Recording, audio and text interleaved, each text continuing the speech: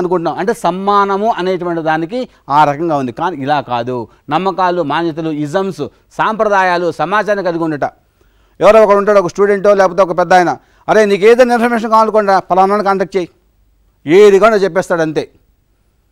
అంటే వాడికి రెస్పెక్ట్ దేనివల్ల వచ్చింది? సమాచారం వల్ల. అంతేకాని వాడు ఒక వ్యక్తి, వాడు నేను ఒకటే, వాడు భౌతికంగా, శారీరకంగా లేకపోతే ఇతర విషయాల ద్వారా మాత్రం సమాజాన్ని గ్రహించుకుని వాడు గొప్పగా ఉన్నాడు తప్పితే వ్యక్తిగతంగా కాదు అనుకోవట్లేదు. కాబట్టి ఈ నమ్మకాలు ఏవైతే ఉన్నాయో, శారీరక భౌతిక వస్తువుల నమ్మకాలు, వీటి ఆధారంగా మనం గొప్ప గౌరవము అనుకుంటున్నాం. కానీ వాస్తవానికి తేడా కేవలము బోధ, సంకల్పము, అవగాహన, సమర్థతలో ఉంటుంది. అంతేకాని వీటి ద్వారా ఉండదు. కానీ విశ్వాసము అనేటువంటి సమ్మానం అనేటువంటిది ఆ రకంగా ఉంది. సమ్మానం ఉంటే ఆదరణ పెరుగుతుంది, దాని ద్వారా అహంకారం లేకపోతే అహంకారం వస్తుంది. స్నేహము ద్వారా నిష్ట ఏర్పడుతుంది, లేకపోతే విరోధం ఏర్పడుతుంది. ఇక్కడ స్నేహం గురించి చెప్పుకుంటున్నాం మనం. ఏ కుటుంబంలో అయితే విశ్వాసము, సమ్మానాలు వృద్ధి చెందుతాయో అట్టి కుటుంబాన్ని స్వర్గంగా గుర్తించవచ్చు. విశ్వాసము, సమ్మానాలు ఉంటే స్నేహము, అనురాగాలు అనే భావన కుటుంబంలో ఏర్పడుతుంది. స్నేహానురాగాలు లేనప్పుడు పోటీ ఏర్పడుతుంది. దీని ద్వారా వ్యతిరేకత, ఈర్ష్య, ద్వేషాలు కుటుంబంలో ఏర్పడతాయి. పోటీతత్వం అంటే ఏంటి? ఇక్కడ మన సహజంగా మన కుటుంబాల్లో జరుగుతుంది. వీడు ఎక్కువ ఆస్తి సంపాదించాలి, వీడు ఎక్కువ వీడు చేయాలి, వాడికంటే ముందుకు వెళ్ళాలి. ఇట్లా అన్నప్పుడు పోటీ ఏర్పడడం ఏమవుతుందంటే సహజంగా వాళ్ళ మీద స్నేహం అనేటువంటి దెబ్బతింటుంది. అలా కాకుండా పోటీతత్వంగా కాకుండా సహజంగా మనం పెరగాలి అనుకున్నట్లయితే అటువంటి వ్యతిరేకత ఉండదు. ఒక ఉదాహరణ చెప్తాను చూడండి. ఇక్కడ మనం గమనించవచ్చు. క్లాసులో 20 మంది విద్యార్థులు ఉన్నారు. 20 మంది విద్యార్థులు కూడా మన టీచింగ్లో 20 మంది పాస్ అవ్వాలని చేస్తాం. అలా కాకుండా నా యొక్క ఎకనామిక్స్లో లేకపోతే నాకున్న హ్యూమన్ వాల్యూస్లో మంచి మార్కులు రావాలి కాబట్టి ఇద్దరిని తయారు చేసి 100కి 100 మార్కులు వీడికి వచ్చినాయని అన్నా అనుకోండి, అది పోటీతత్వం ఏర్పడుతుంది. మరి మిగతా 10 మంది ఏమైపోతారు? ఒక్కడికే నేను పోటీ పెట్టాను, ట్రైనింగ్ ఇచ్చాను, మార్కులు వచ్చేట్టు చేశాను, చదువు చెప్పాను, మెటీరియల్ ఇచ్చాను, మిగతా వాళ్ళకి ఇవ్వలేదు. ఏమైపోతుంది? అప్పుడు నా పట్ల విరోధం ఏర్పడుతుంది, నేనంటే ఈర్ష్య ఏర్పడుతుంది. కాబట్టి పోటీతత్వం వల్ల అలా కాకుండా మనం అందరం ఒకటే కలిసి చేద్దాం అనుకున్నట్టయితే అది ఉండదన్నమాట. శ్రేష్టత, విశిష్టత అంటే శ్రేష్టంగా కావాలి, అది కూడా వస్తుంది చెప్తాను ఇక్కడ. కాబట్టి స్నేహంలో నిష్ఠ అనేది ఏర్పడుతుంది సహజంగా ఉన్నట్లయితే. తర్వాత స్నేహంలో ఎదుటి వ్యక్తి యొక్క గుణాలను ఎటువంటి నిబంధనలు లేకుండా అంగీకరించాలి. ఎదుటి వ్యక్తి యొక్క గుణాలను యాజ్ ఇట్ ఈజ్గా తీసుకో, అది స్నేహం. అంతేకాని నీకు అనుకూలంగా ఉంటేనే స్నేహితుడు కాదు. ఎవరో ఫ్రెండ్ ఉన్నాడు, నీకు అర్జెంట్ అవసరమైంది, డబ్బులు అడిగావు, ఇచ్చాడు, వాడు మంచివాడు. డబ్బులు లేవు, ఇవ్వలేదు, నీకు స్నేహితుడు కాదు. అలా కాదు. వాడికి కోపం ఉన్నా, డబ్బులు ఇచ్చినా, డబ్బులు ఇవ్వకపోయినా ఎప్పుడైనా సరే వాడితో మనం కలిగి ఉండే స్నేహం యాజ్ ఇట్ ఈజ్గా స్వీకరించాలి. అదే స్నేహం అంటే.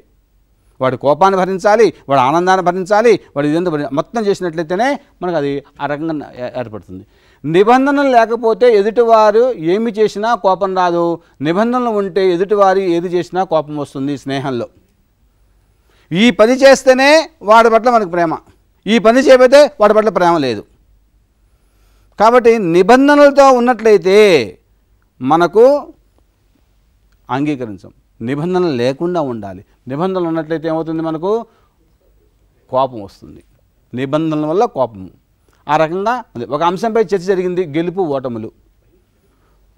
క్లాసులో చర్చ పెట్టాం ఒక అంశం మీద, హ్యూమన్ వాల్యూస్, మానవ మూల్యాలు, వృత్తిధర్మాలు మీద చర్చ జరగండి, మీ అభిప్రాయాలు చెప్పండి అని చెప్పాం. చెప్తున్నప్పుడు ఏమవుతుంది? కొంతమంది చక్కగా మాట్లాడతారు, కొంతమంది చక్కగా మాట్లాడారు, సరిగ్గా ఉండదు. ఎవరికో ఒకరికి గెలుపు మార్కులు ఇస్తాం, ప్రైజెస్ ఇస్తాం. అప్పుడు ఏమైపోతుంది? వాడు ఆటోమేటిక్గా గెలిచిన వాడికేమో రెస్పెక్ట్గా అనుకుంటాడు, ఓడిపోయిన వాడేమో అనుకుంటాడు. అలా కాకుండా ఇది కేవలము మన ఇద్దరి మధ్య సంబంధం కాదు, అంశం మీదే, విషయం మీద మాత్రమే మనకు మధ్య పోటీ, వ్యక్తులుగా మన మధ్య పోటీ కాదు. అదేవిధంగా గెలిచారు, క్రికెట్ కానివ్వండి, మరొక గేమ్ కానివ్వండి, గెలిచినప్పుడు ఆ గెలుపు వరకే మన మధ్య పోటీ, గెలిపోయిన తర్వాత మన ఇద్దరం కూడా సమానమే. ఆ రకమైన భావన ఉండాలి, అప్పుడే స్నేహం అనేది ఏర్పడుతుంది. ఆ రకంగా స్నేహంగా కోల్పోతే ఏమైపోతుంది? విరోధం ఏర్పడుతుంది. ఇప్పుడు ఎక్కువ మంది మనము స్నేహితుల మధ్య విరోధం చూస్తున్నాం. నీకు ఇష్టమైతే మంచిది, లేకపోతే విరోధమే. కానీ స్నేహం కంటిన్యూ అవుతే నిష్ట ఏర్పడుతుంది. నిష్ట ఇక్కడ నేను మీకు చిన్న ఎగ్జాంపుల్ చెప్పి ముందుకెళ్తాను. మాకు లెక్చరర్ ఒక ఆయన ఉన్నారు, నా కొలీగ్. మాస్టారు నాకు అర్జెంటుగా పిల్లవాడి ఎడ్యుకేషన్ కోసం ఒక 5 లక్షల రూపాయలు కావాలి, నేను మళ్ళా ఒక 15 రోజులు వస్తుంది తీర్చేస్తాను. ఎడ్యుకేషన్ కోసం చెప్పకముందు అడిగాను నేను 5 లక్షలు కావాలని. అని వెంటనే ప్రశ్న వేస్తారు, దేనికయ్యా అని. పిల్లవాడి ఎడ్యుకేషన్ కోసం అని. ఇస్తాను అన్నారు. అనేసి పట్టుకొచ్చారు, ఇచ్చారు. నేను 15 రోజులు అయిపోయింది తిరిగి ఇచ్చేసాను. ఇంట్రెస్ట్ ఇవ్వడానికి ప్రయత్నం చేశాను. మాస్టర్ 15 రోజులు అయింది కదా, నెలలో ఇంట్రెస్ట్ తీసుకోండి, మీరు తెచ్చినా ఎవరు తెచ్చినా అవుతుంది కదా అంటే వద్దు అన్నాడు ఆయన. సర్లేండి అన్న. మామూలుగా అయిపోయింది, బాగానే. మళ్ళీ తర్వాత ఎప్పుడు డబ్బులు అవసరమైనాయి. మాస్టర్ ఫలానా చోట నేను ఏదో ఒక చిన్న ఫ్లాట్ లాంటిది వచ్చింది, దానికి బేరం ఒక అడ్వాన్స్ వాస్ వచ్చింది మన అపార్ట్మెంట్కి, మీరు ఒక 5 లక్షలు ఇవ్వండి ఆయన. 5 కానీ 3 మొత్తం అడిగే డబ్బులు అడిగాను.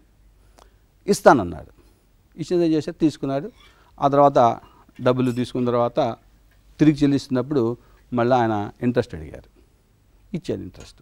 అప్పుడు అడిగా, మాస్టారు ముందు దాంట్లో మీరు డబ్బులు తీసుకోలేదు, ఇంట్రెస్ట్ తీసుకోలేదు, రెండో దాంట్లో ఇంట్రెస్ట్ తీసుకున్నారు, కారణం ఏమిటి అని.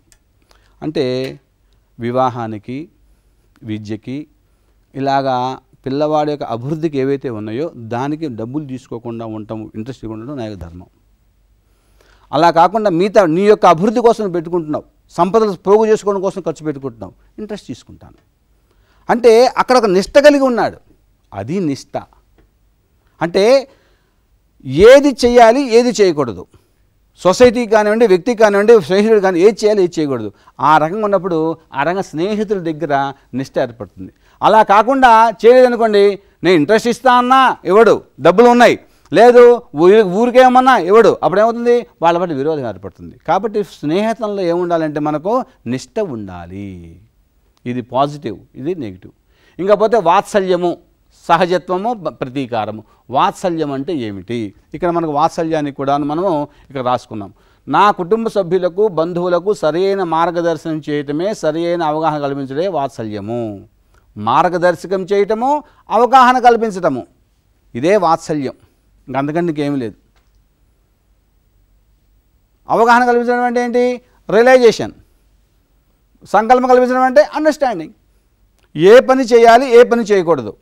కానీ ఈ కాలంలో ఏమైపోతుంది, నువ్వెవరైనా చెప్పడానికి మేనమామలు కానీ, బాబాయిలు కానీ, మేనత్తలు కానీ, లేదా పగల పనులు అయితే పెద్దవాడు గొప్పగా చెప్పాడు వాడు చదివినట్టుగా. అంటే అయ్యో మన యొక్క అభివృద్ధి కోసం చెప్పుకున్నామే, నా యొక్క సుఖాన్ని, సమృద్ధిని కోరుకుంటున్నాడు అనేటువంటి భావన కాకుండా వాళ్ళెవరు నాకు చెప్పడానికి అనేటువంటి భావన వచ్చేస్తుంది. ఈరోజు కుటుంబం జరుగుతుంది. అలా కాకుండా మనకు ఉన్నటువంటి కుటుంబ సభ్యులకు మార్గదర్శనం చేసేవాడుగా ఉంటారు, వాళ్ళదే వాత్సల్యము. ఇంకా ఈ వాత్సల్యాన్ని గురించి మనం చాలా ఎగ్జాంపుల్ చెప్పుకోవచ్చు. సమయభావం వల్ల ముందుకు వెళ్తున్నాను. మమత. మమత అంటే శరీర పోషణ, రక్షణ, సదుపయోగము చేయు బాధ్యత స్వీకరించడే మమత. శరీర పోషణ, రక్షణ. శరీర పోషణ, రక్షణ అనగానే ఇది ద్రవ్యంతో కూడుకొని ఉంటుంది, డబ్బుతో కూడుకొని ఉంటుంది. అందుకనే ఇది సెంటర్ పాయింట్. చూసుకోండి, విశ్వాసముకి మమత, ప్రేమ, ఇది సెంటర్ పాయింట్. ఇది మమతకి అనగానే ఏమవుతుందంటే డబ్బుతో కూడుకుని శరీర పోషణ. నీ మీద చాలా వాత్సల్యం ఉంది, నువ్వంటే నాకు చాలా స్నేహం ఉంది, నీ మీద నువ్వు ఉంటే చాలా రెస్పెక్టు, నీ మీద నాకు విశ్వాసం ఉంది అని చెప్పితే మమత లేదనుకోండి, ఏం ప్రయోజనము? నాకు ఆహారం కావాల్సిన పెట్టాలి, నాకు బట్టలు కుట్టి పెట్టాలి, నాకు అవసరమంటే నా చదువుకోవడానికి కావాల్సిన పెన్నులు, పుస్తకాలు అన్నీ అందించాలి, ఫీజులు కట్టాలి తల్లిదండ్రులు. ఇవన్నీ ఏమి చేయకపోతే మమత ఎలా పడుతుంది? కాబట్టి మమత అంటే శరీర పోషణ, రక్షణకి కావాల్సినటువంటి వసతులు ఏర్పాటు చేయటమే మమత. అలా ఎవరైతే చేయలేదో వాళ్ళ మీద దోపిడీ పెట్టిన ఏర్పడుతుంది. అరే నేను చదివించను, నువ్వు పని చేసుకో అని అనుకోండి, వెంటనే తండ్రి మీద నేను చదువుకుంటానంటే చదివించలేదు అని వాళ్ళ మీద జీవితాంతం వాళ్ళ మీద కోపగించుకుంటూ ఉంటారు. కాబట్టి అలా కాకుండా చేసామనుకోండి, వాడిని ఉదాహరణ పెట్టి నన్ను కష్టపడి తండ్రి చదివించాడు, ఆయన మట్టిలో పనిచేశాడు, రాత్రి మొదలు పనిచేశారు, రిక్షా లాగారు, కూలీ లాగారు, అని అక్కడ చెప్పుకొని చదివించారు. కాబట్టి మమత అంటే శరీర పోషణ, రక్షణ విధంగా డబ్బుతో కూడుకుంటుంది. ఈ ఉన్నటువంటి 9 ధర్మాల్లో డబ్బుతో మాత్రమే కూడుకున్నది ఇది ఒక్కటే. మిగతా వాడికి అది డబ్బు అవసరం లేదు, చూసుకోండి, కావాలంటే పరిశీలించుకోండి మీరు. ఇట్ ఈస్ మై ప్రపోజల్, మీరు కాదు చూసుకోండి, ఇది నా యొక్క ప్రస్తావన మాత్రమే, మీరు గమనించుకోండి. ఆ రకంగా మమత అనేటువంటిది కుటుంబాల్లో ఉండాలి. ఎంతమందికి ఉందో ఎంతమందికి లేదో మనం గమనించుకోవచ్చు. శ్రద్ధ. శ్రేష్టతను స్వీకరించుటయే శ్రద్ధ. శ్రేష్టత, విశిష్టత. శ్రేష్టత, విశిష్టత. ఉదాహరణకు ఒక విద్యార్థి దినచర్య అని చెప్పాము. ఇక్కడ విద్యార్థి దినచర్య ఏమిటి? 2 కుటుంబాలు ఉన్నాయి పక్క పక్కన, లేదా ఒక కాలనీలో ఉన్నారు, ఒక 10-20 కుటుంబాలు ఉన్నారనుకుందాం. 20 కుటుంబాల్లో కూడా ఒక 20 మంది స్టూడెంట్స్ ఒకే క్లాస్లోనూ ఒకే కాలేజ్ చదువుతున్నారు అనుకుందాం. డిఫరెంట్ క్లాసెస్ అయినప్పటికీ కూడాను ఒకే చదువు అనుకుందాం.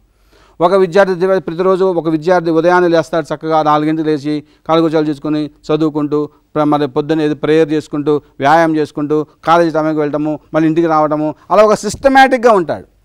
అంటే ఆ విద్యార్థిని ఎవరు చూసినా కూడాను అతని మీద మంచి గౌరవం ఏర్పడుతుంది. అది ఇక్కడ వచ్చేటప్పటికి శ్రద్ధ. పిల్లవాడు ప్రతి విషయంలో కూడా శ్రద్ధగా ఉంటాడు, విద్యార్థి నుంచి శ్రద్ధగా ఉంటుంది. ఎప్పుడైతే ఇట్లా ఉంటాడో అతనికి ఏమవుతుంది? గౌరవం ఏర్పడుతుంది అతని పట్ల. గౌరవం ఏర్పడితే శ్రేష్టతను చేరుకున్న వారి పట్ల మనకు కలిగే భావనయే గౌరవము. ఉదాహరణకు విద్యార్థి మాట, ఆ విద్యార్థి ఏ సలహా ఇచ్చినా కూడా అందరూ కూడా అంగీకరిస్తారు. అతను నడవడికని అందరూ ఫాలో అవ్వమని చెప్తారు. అంటే అతని పట్ల ఆ రకంగా గౌరవం పెరుగుతుంది. ఇక్కడ ఎప్పుడైతే శ్రద్ధ పెరిగిందో అతని పట్ల పూజిత భావం ఉంటుంది. ఆ పిల్లవాడు కనపడంగానే పెద్దవాడు చిరు నవ్వు మొహంతో పెట్టడము, లేకపోతే అతను ఏదైనా మాట్లాడితే బాగుంది అనిపించడం అని. అలా కాకుండా వేరే విధంగా అనుకోండి, అది విశిష్టత అవుతుంది. ఇందాక చెప్పినట్టుగా నేను రోజు ఈ యూనిఫామ్తో కాలేజీకి వెళ్ళను, ఇవాళ వేసుకొచ్చాను. ఎందుకు వేసుకొచ్చానంటే మీ ముందు ఈ విషయం చెప్పడం కోసం. ఇవాళ విశిష్టత. ఇలా రోజు కాలేజీకి వెళితే అది నాకు ఆటోమేటిక్గా అలవాటైన విషయమే. కానీ ఇలా కాకపోవడం వల్ల ఏమైంది? ఈ మనకు పూజిత భావం కానీ విశిష్ట భావం ఏర్పడుతుంది. కాబట్టి కుటుంబంలో శ్రద్ధ అనేటువంటి ఉండాలి. ఆ తర్వాత గౌరవం వల్ల ఏర్పడుతుంది? సరళత్వం ఏర్పడుతుంది, లేకపోతే పిచ్చి, దీనత, హీనత ఏర్పడుతుంది. కృతజ్ఞత, ఇక్కడ గౌరవం అనే పదం రాసుకున్నాం. అதாவது కృతజ్ఞత. ఒక వ్యక్తిని శ్రేష్ఠునిగా మలిచి సమాజంలో నిష్ణాతునిగా చేసిన వారి పట్ల కలిగే భావనే కృతజ్ఞత. ఒక వ్యక్తిని శ్రేష్ఠునిగా మలచి సమాజంలో నిష్ణాతునిగా చేసే వారి పట్ల కలిగే భావనే కృతజ్ఞత. ఇందా చెప్పుకున్న గురువుగారు ఉన్నారు, పిల్లవాడిని చక్కగా అన్ని రకాలు చదివించుకుంటూ పైకి వచ్చారు. ఆటోమేటిక్గా గురువు గారి పట్ల ఆ విద్యార్థికి కృతజ్ఞత ఏర్పడుతుంది. ఒక సమాజంలో ఒక మంచి వ్యక్తిగా ఉంచారు కాబట్టి అతని పట్ల కృతజ్ఞత ఏర్పడుతుంది. ప్రేమ, అందరితో సహజ స్వీకృతి ద్వారా సంబంధం కలిగి ఉండడమే ప్రేమ. అంటే ఇవన్నీ కూడా కలిగి ఎవరికైతే ఉంటాయో అదే ప్రేమ. ఆ ప్రేమ వల్ల దయా, కృప, కరుణ ఏర్పడుతుంది. ఈ రకంగా మనకు 9 విలువలు కూడా ఉంటాయి. ఈ విలువలు ఉంటే ఇవి వస్తాయి, లేకపోతే ఈ రెడ్ మార్క్ ఉన్నవి వస్తాయి. ఆ రకంగా మనము చెప్పడం జరిగింది. కాబట్టి ఇవన్నీ కూడాను విలువలు. ఇకపోతే ఇక్కడ చూద్దాం, ఈ చివరి చార్ట్ చూద్దాం ఒకసారి. ఇదొక చతురస్రాకారంలో ఉంది, ఇదొక చతురస్రాకారంలో ఉంది. ఇవన్నీ కూడాను స్తంభాలుగా ఉన్నది. చూసుకుని ఒకసారి దీన్ని వ్యక్తిగత స్థాయిలో నువ్వు ఎంత గట్టిగా ఉంటే, ఎంత పాజిటివ్ మైండ్తో ఉంటే, అంటే బోధ, సంకల్పము, అనుభవము, ప్రమాణము, సహజ స్వీకృతి, ఉభయ సంతోషము, ఇవన్నీ ఉన్నట్లయితే నీకు ఆనందం ఉంటుంది, శాంతి ఉంటుంది, సుఖం ఉంటుంది, సంతోషం ఉంటుంది. నీ యొక్క ఇచ్ఛ, నీ యొక్క డిజైర్లో, నీ యొక్క థాట్లో, నీ యొక్క ఎక్స్పెక్టేషన్లో ఇవన్నీ కూడా ఎలా అయితే ఉంటాయో దాని ద్వారా నీ యొక్క కుటుంబం కూడా అలాగే ఉంటుంది. నీలో చెడు ఆలోచనలు, చెడు వ్యవహారం ఉందనుకోండి, నీ కుటుంబం కూడా అలాగే ఉంటుంది. కాబట్టి వ్యక్తి ఎంత స్ట్రాంగ్గా ఉంటే కుటుంబం అంత స్ట్రాంగ్గా ఉంటుంది. ఇది 4 పిల్లర్స్. ఆ రకంగా కుటుంబం ఇదొక పిల్లరు, ఇదొక పిల్లరు, ఇదొక పిల్లరు, ఇక్కడి నుంచి ఇదొక పిల్లరు. తద్వారా సమాజం కూడా అంత గట్టిగా ఉంటుంది. అంటే వ్యక్తి గట్టిగా ఉండాలి, తద్వారా కుటుంబం గట్టిగా ఉండాలి, కుటుంబం ద్వారా సమాజం గట్టిగా ఉండాలి. ఆ రకంగా మనము 3 స్థాయిలో కూడా చూస్తాము. ఎప్పుడైతే వ్యక్తిగత, కుటుంబ స్థాయి, సమాజ స్థాయి గట్టిగా ఉందో ఆటోమేటిక్గా ప్రకృతి స్థాయి కూడాను గట్టిగానే ఉంటుంది. అంటే హార్మనీతో కలిగి ఉంటుంది. దాని ఏమంటామంటే మనము సద్భావన కలిగి ఉంటుంది. ఆ రకంగా మనము ప్రయత్నం చేసినట్లయితే గమనించవచ్చు. అంటే వ్యక్తి ప్రధానము, వ్యక్తిలో లోపం ఉండకూడదు. వ్యక్తిలో లోపం ఉంటే కుటుంబం అనేటువంటిది గట్టిగా ఉండదు, తద్వారా సమాజం గట్టిగా ఉండదు. వ్యక్తిలో సరైన నిర్ణయాలు ఉన్నట్టయితే కుటుంబం మంచి కుటుంబం ఏర్పడుతుంది, తద్వారా సమాజం గట్టిగా ఏర్పడుతుంది. ఆ రకంగా మనము ఇక్కడ స్టడీ చేయొచ్చు. సమయాభావం వల్ల మనము ఎక్కువ స్పీడ్ చేయాల్సి వచ్చింది. దీన్ని వివరంగా చెప్పుకోవాల్సిన చాలా ఉంటుంది. మన క్లాసుల్లో, మన యొక్క లెక్చర్స్ ద్వారా దాన్ని చెప్పుకునే ప్రయత్నం చేద్దాము.